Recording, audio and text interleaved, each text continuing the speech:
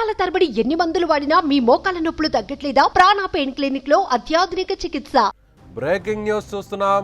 పల్టీలు కొట్టిన private school bus, అక్కడికక్కడే చనిపోయిన 8 ఏళ్ల చిన్నారి. అన్నమయ్య జిల్లా ఓబులవారిపల్లి మండలంలో ఘటన. అయ్యరాజులపల్లి వద్ద అదుపు తప్పిన స్కూల్ బస్సు. ప్రమాదంలో పలువురు చిన్నారులకు గాయాలు. చిన్నపిల్లల స్కూల్ బస్సు నడిపేటప్పుడు మరింత జాగ్రత్తలు తీసుకోవాల్సిన అవసరం ఉంది.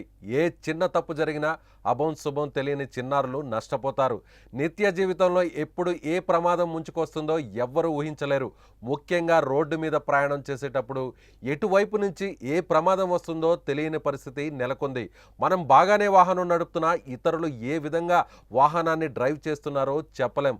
ఎన్ని జాగ్రత్తలు తీసుకొని ప్రయాణం చేస్తున్నా కొన్నిసార్లు ఇతరులు చేసిన తప్పులకు ఎందరో అమాయకులు, పసివాళ్లు బలవుతున్నారు. ఫలితంగా రోడ్డు ప్రమాదాల్లో నిండు ప్రాణాలు గాల్లో కలిసిపోతున్నాయి.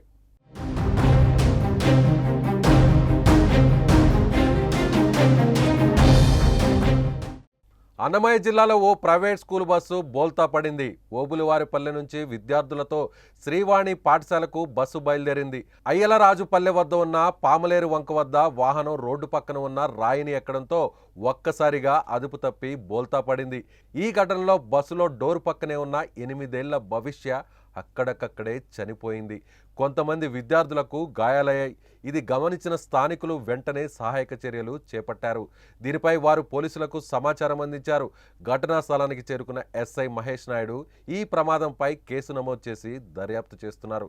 మరోవైపు చిన్నారి మృతితో ఆ కుటుంబంలో విషాద ఛాయలు అలుముకున్నాయి. స్కూల్ బస్సు పిల్లల్ని ఎక్కించుకొని సుమారు 15 మందిని స్కూల్ని ఎక్కించుకొని స్కూల్కి పోతుండగా ప్రమాదవశాత్తు స్టీరింగ్ యొక్క రాడ్ విరిగిపోయి బస్సు బోల్తా పడినది. ఆ బోల్తా పడిన విషయంలో ఒక పాప పరీక్ష అనే పాప చనిపోయింది. మిగతా వాళ్ళందరూ కూడా గాయాలు తగలబడ్డాయి. చనిపోయిన అమ్మాయిని పోస్ట్ మార్టం నిమిత్తం కోడూరు గవర్నమెంట్ హాస్పిటల్కి తీసుకొని పోవడం అయింది.